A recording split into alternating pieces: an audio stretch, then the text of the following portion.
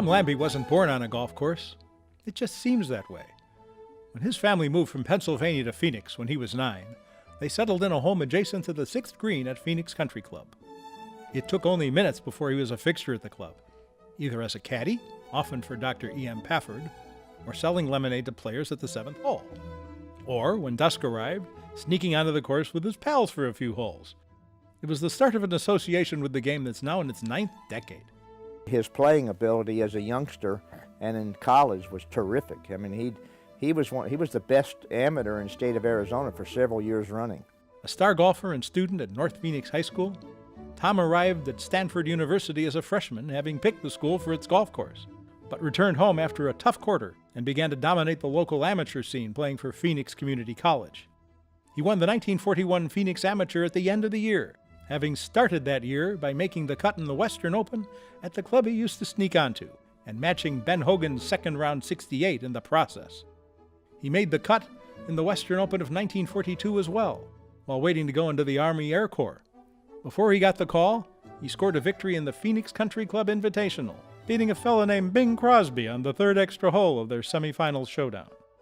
There was one more title, the Encanto Golf Club Invitational, along with a runner-up finish in the Arizona Amateur at Globe, before Reveille sounded, and Lambie went to war, flying photo reconnaissance missions in a P-38. To his thinking, the fastest and best plane ever made. 50 successful missions earned him a stateside posting to train newcomers before the war ended, and allowed him to compete in the 1945 Invitational at PCC while on leave. After the war, it was back to Stanford, this time to stay and succeed. Tom was captain of the team and went to the intercollegiate, and we met at the tee. We had a close match. I closed him out 2-1, and he didn't talk to me for 3 years. Tom won the Pacific Coast Conference title as a sophomore. The same season, the Indians captured the NCAA championship, and he helped Stanford to third-place finishes the next 2 years, captaining the team as a senior. There was one fellow that played at our team, Tom Lambie, who was the best striker of the golf ball that I'd ever seen, I think. He was a very good player. He went far in a lot of big amateur tournaments around the country.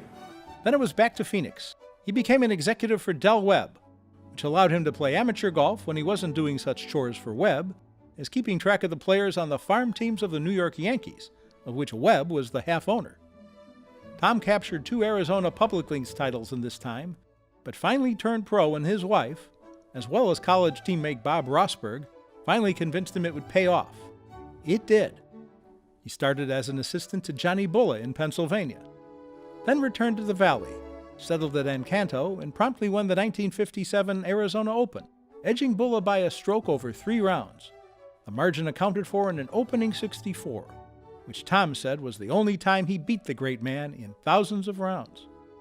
By 1958, Tom was the first head professional at the New Century, and now Orange Tree, Country Club. A stint at Webb's Sun City preceded Tom's greatest contribution to Arizona golf, building and opening Coronado Golf Course in Scottsdale. He ran a tight ship there, but he'd say, green fee and a bucket of balls, that's my business. And he was right. He designed it, and he graded the greens, he graded the tees, he did everything.